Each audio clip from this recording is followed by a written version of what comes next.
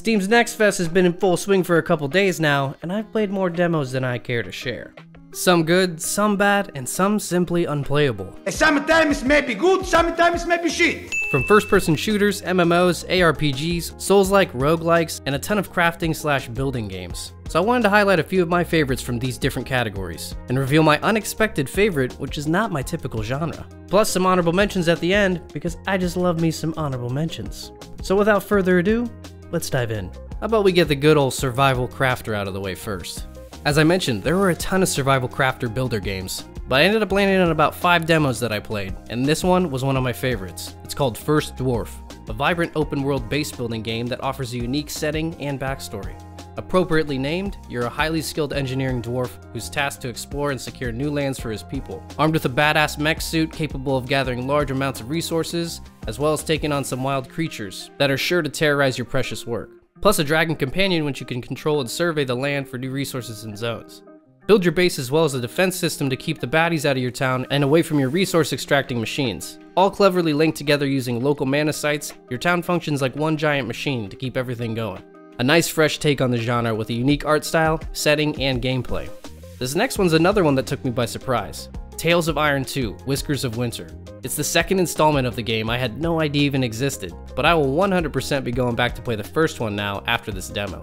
I thought going into this game I wouldn't like it, it's just not my typical choice. However, this 2D side-scroller has way more depth than I could have predicted, both visually and systematically, with awesome depth-generating graphic wizardry, paired with a unique art aesthetic, excellent Souls-like combat, a really good story narrated by none other than the Witcher 3 voice actor himself, Doug Cockle. Arlo longed only to join the hunt, to see the ratdom or even the lands beyond. All this packaged together makes for some incredibly immersive storytelling that I could not get enough of.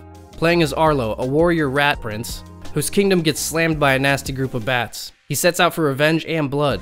Collect different types of weapons and armor, as well as an assortment of items to help aid you in combat. With a lot of similarities to Souls-like titles, and including difficulty as well. A super fun one if you enjoy a good story and challenging combat. Next up on my highlights we have Flintlock, another Souls-like, but I'd like to call it a Souls-light with a T. You'll find a lot more similarities to Jedi Fallen Order than any Dark Souls title, such as skill trees, more dynamic combat, and a heavy story-driven linear path. This is a really cool ARPG with a fresh setting and unique story.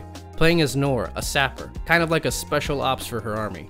While in the midst of a war against the living dead, looking for a way to purge them from the land, she accidentally destroys a barrier holding back ancient gods and releases them into the world. But luckily for us, she sides with a god named Inky in the process. A cool little dog dude who's got some pretty unique abilities that are usable to aid us in combat and getting around the map. Based on the story and the content provided in the demo, we start out by going town to town to rid the undead and bring each town back to life. I'm definitely excited to play this one on release, and if you really enjoy a good ARPG or love the Jedi Fallen Order, this one could be right up your alley. And finally, for my most unexpected and favorite game from Steam's Next Fest, we have The Altars, a sci-fi survival-based building game with an incredibly unique story that had me saying, what the fuck? Crash landing on an unknown planet, but well equipped with a base of operation that houses all manners of tools and features to help you build whatever you need. And right outside the doors is a harsh radiation-filled environment containing the materials you need to build up your base and hopefully find a way back home. But here's where things get really weird. After discovering a rare material called rapidium, you have the ability to create life, starting with this woolly guy. And with that and the quantum computer on board, you have access to your memories and the ability to reach into your past and change the outcome of your life, thus altering the current state of things. I mean, it's wild, dude. I really want to find out what happens next and how far the game progresses. But based on some of the screenshots and game captures, it looks like you start creating people and rebuilding your life. So the big question mark is, are you still set on fighting a way back home, or are you starting a new life and civilization on this planet? Who knows, but very, very cool. Alright, time for those honorable mentions and a little breakdown on them. Starting us off, we have Aloft, a sandbox survival crafting game that feels closer to Minecraft in its function, but with a cool art direction and the ability to fly around the open world. Next we have Steel Seed, an ARPG with Souls-like elements and a unique story and world, but combat encourages a more tactical and stealthy approach, paired up with a cool drone companion named Kobe, who can take control of and survey the area and place traps, etc. Similar to the drone system in Tom Clancy games like Wildlands or Breakpoint. Next is Outrage Fight Fest, a multiplayer brawler with quick games, and winner-takes-all vibes like Fall Guys or Party Animals. Punch, kick, and toss your way to victory, either solo or with a team, in multiple different game modes, and pure chaotic fighting. An easy one to pick up and play a quick round or two. Next up we have Sworn, a roguelike with a ton of similarities to the Hades series. Work your way through stages and upgrade your abilities along the way. Choose from 4 different characters to play and unlock different weapons and abilities for them. Next we have Anatria, The Last Song, a true blue Souls-like with a fun twist. Playing as a mannequin, you have the ability to take on the skin of bosses you defeat, learn their abilities, take their gear, and so on.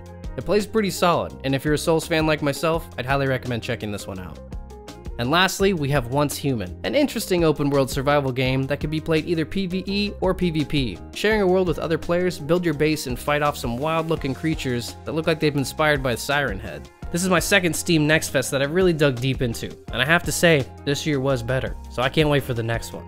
There are a ton of demos to give a try, and at this point when I release this video, there's only 3 days left to give some of these a shot. But even if you're watching this after the Next Fest concludes, a lot of the games may still keep their demos live. So if one piques your interest, go check it out, because you might still be in luck. Let me know in the comments which demos were your guys' favorite from this Steam Next Fest. And as always, happy gaming, and I'll see you guys in the next one.